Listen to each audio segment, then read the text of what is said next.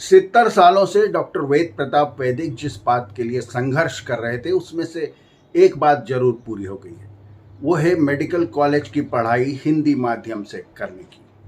नमस्कार, सर सियासत में आपका स्वागत है। मैं हूं वेद मिश्रा। आज हम बात कर रहे हैं मेडिकल कॉलेज की पढ़ाई का हिंदी माध्यम से शुरुआत हो चुकी है। अमित शाह 18 अक्टूबर को मध्य प्रदेश में इसका उद्घाटन करेंगे।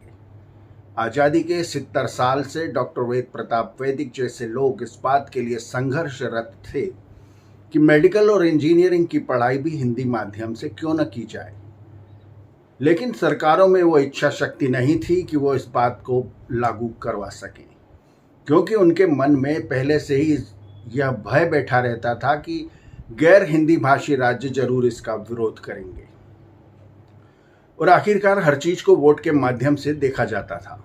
लेकिन अमित शाह ने इस दृढ़ संकल्प के साथ इस कल्पना को हकीकत में बदल दिया है।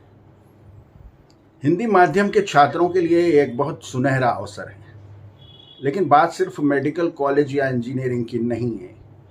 हिंदी माध्यम से पढ़े हुए छात्र जब अपनी पढ़ाई पूरी करके नौकरी की दुनिया में या बिजनेस की दुनिया में या मार्केट में आते हैं तो उन्हें पता चलता है कि अंग्रेजी के बगैर यहाँ गुजारा नहीं। कितना ही इंटेलिजेंट बच्चा हो, चाहे हिंदी माध्यम से उसने कितने ही बड़े अंक प्राप्त किए हों, लेकिन वो आईएएस आईपीएस की एग्ज़ाम में पास नहीं हो पाता।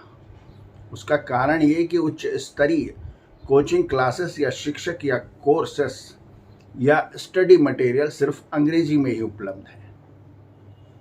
और जब हिंदी माध्यम का बच्चा बड़े होकर नए सिरे से अंग्रेजी सीखने का प्रयास करता है तो उसके दिमाग पर एक दोहरा बोझ आता है और वो आत्महीनता का शिकार हो जाता है। लंबे समय से यह माना जाता रहा कि मेडिकल कॉलेज या इंजीनियरिंग की पढ़ाई हिंदी में संभव ही नहीं है। ऐसा मानने वाले वो लोग हैं जो हर चीज का हूबहू हिंदी अनुवाद करना चाहते हैं, जैसे हिंदी का मजाक उड़ाने वाले रेल को लोहपथगामिनी या मोबाइल को चलित दूरभाष कहने की हिमाकत करते हैं। किसी भी ट्रांसलेशन का मतलब ये नहीं है कि हर शब्द का हिंदी में अनुवाद किया जाए। वैसे भी नाउन का हिंदी में अनुवाद नहीं हो सकता, क्योंकि वह स्थान, जगह या किसी वस्तु का नाम होता है। अंग्रेजी का डंका जो दुनिया में आज बज रहा है, उसकी एक बहुत बड़ी वजह यह है कि उसने दूसरी भाषाओं के हजारों शब्दों को एक्सेप्ट किया है। ऑक्सफोर्ड डिक्शनरी में सबसे ज्यादा शब्द फ्रेंच भाषा के हैं। दूसरी बात, हिंदी के भी जो प्रचलित शब्द यूएस, कनाडा, इंग्लैंड में होते हैं, उन्हें ऑक्सफोर्ड डिक्शनरी हूबहू अपने में शामिल कर लेती है। जैसे योगा, गुरु, जंगल, पराठा, कढ़ी, अब ये सब ऑक्सफोर्ड डिक्शनरी में अंग्रेजी की तरह शब्द आ चुके हैं, यानी कि अंग्रेजी डिक्शनरी का एक हिस्सा बन चुके हैं।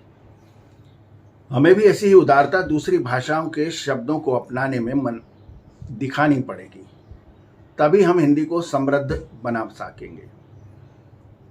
हिंदी माध्यम से किसी पढ़ाई को होने देना या न होने देना, या यह संभव है या नहीं, यह इच्छा शक्ति के साथ साथ आपकी गुणवत्ता या इंटेलिजेंस पर भी निर्भर है। सेम बात तब कहीं 70 के दशक में कहा जाता था कि क्रिकेट की कमेंट्री हिंदी में कैसे संभव है। एक भी शब्द इसमें हिंदी का नहीं है। Wicket, sleep, wicket keeper, ball, sixer वगैरह वगैरह। लेकिन सुशील दोषी ने जब हिंदी में कमेंट्री करना शुरू की तो क्रिकेट की लोकप्रियता में बहुत ज़्यादा इजाफा हुआ। उस समय तो क्रिकेट खेलने वालों के लिए भी अंग्रेजी बोलना आवश्यक मानी जाती थी और कपिल देव को इस बात के लिए कपिल देव का काफ़ी मजाक उड़ाया गया कि उन्हें अंग्रेजी नहीं आती थी। लेकिन कपिल देव वो शख्स है जिसने हिंदी माध्यम की तरह ही हिंदी का डंका क्रिकेट में भी बजा दिया है।